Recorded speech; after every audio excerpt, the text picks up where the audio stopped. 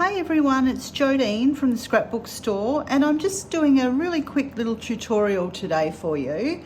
I posted this card on our Instagram and Facebook page this week, and I had a few questions about how I created this background using hot foiling. So I thought I'd just run through that today and show you what you can do with the white hot foil on black or dark cardstock. I really love the look of this. And I'll be using the Ultra New Sunburst Doily hot foil die. It does come with a frame as well, but we won't be using that one today. And also the Ultra New Sweet Sentiments hot foil plate set to do this sentiment as well, which is coordinating with the card front. So I do have the hot foil plate ready to go and heated up. I'll just wait till that light goes green again. And I will be doing this on Nina black cardstock, and I've pre-cut my white foil. Now this is the Spellbinders black and white matte opaque foils. I really love the look of these. Now that's ready to go, so I will just pop my foil down on there. Now I'm not going to be foiling it all the way over, so that will go there. And then I also want to foil the sentiment. I might as well do that at the same time. So just remember, always put your shiny side of the foil down to the fancy side of the plate. So the plate should be facing up. And I'm just going to leave that in there for a minute or so as well to just really heat up that foil and that card. And then I will just run it through my die cut machine. And I'm just using the Spellbinders Platinum 6 here today to run that through, which I've just got over to the side. So I'll just pop that out. Excuse me. Now I have run that through my die cut machine, so I'll just pop that back into the foil machine. First we'll check the sentiment, and that has foiled beautifully. And the hot foil. Okay, let's do that again. Now what I'm doing now is I've just, that mandala was skipping in a couple of places. So it seemed to be that there wasn't enough pressure here at the bottom. So I've just moved that die down a little bit, and I'm going to try and refoil that. But I just wanted to show you that sometimes happens and you just have to play around with it a bit.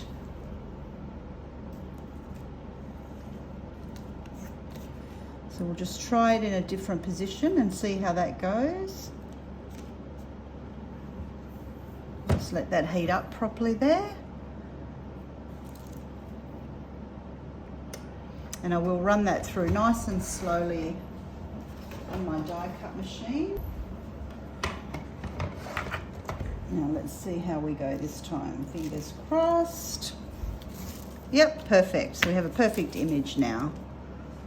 So I can turn that off. So yeah, sometimes you just got to play around a little bit and eventually you should get it. So now how I've coloured these gorgeous colours. Now you could do these brighter, you could do them pastel, however you like. But I'm going to do like this rainbow, pastel rainbow, and I'm just using some Pink Fresh inks today to do this. And because the cardstock is black, you can ink over this and you won't see it. So I don't put too much pressure.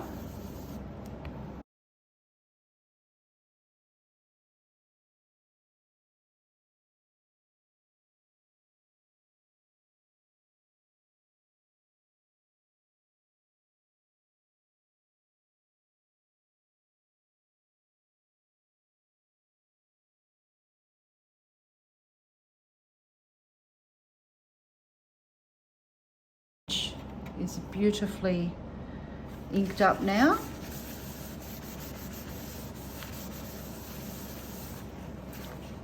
And that is going to be, this is a 4 1/4 by 5 1/2 A2 card. So I'm going to do this at 4 by 5 1/4, my black panel. So I'll just cut that quickly. Okay, so we've cut that down. Now what I will do with that is I will just place some black double-sided foam tape on the back.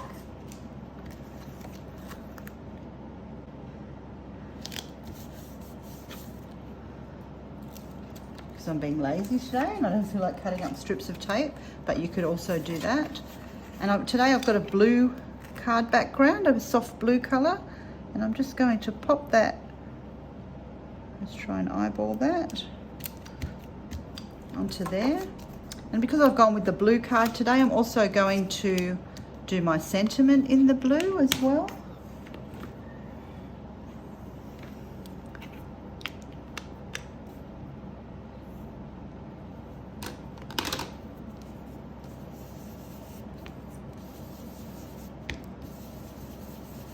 This colour is called Tidal Pond. It looks quite green, the container, but it is a really nice blue colour.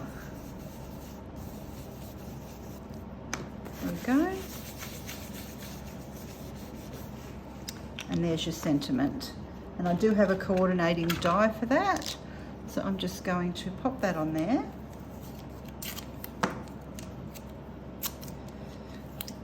And I will die cut that as well.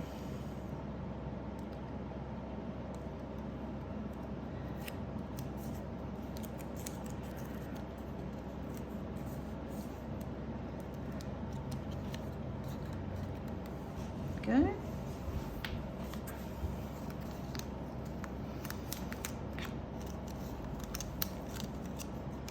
There we go, that's that done. Now what I've also done, to give it some dimension, you can use some double-sided foam tape under here, but these are so fine, these letters, that I prefer to just stack my die cuts. So I have 4 of them here, and I'm just going to use a little bit of liquid glue to layer these up together. Now as this Nina is quite thick, I've decided just to go with the 3, and the 4th one will be the coloured one on top. So I don't want it to be too thick, and that will just really pop that off the top there. Now you could leave it like that and it looks really pretty as well. What I decided to do with this one was I've just gone in and added some white gel pen details to that. Just some little dots here and there, but you could like colour little bits in or add more detail if you like. Today I'm just going to leave this one plain and add some nice clear sequins on there, just to give it a different look to my previous card, and also so you don't have to sit there watching me draw 1,000 little tiny dots. I'm just going to pop that on there like that, and I have some little sequins. I'm just going to use my pickup tool here.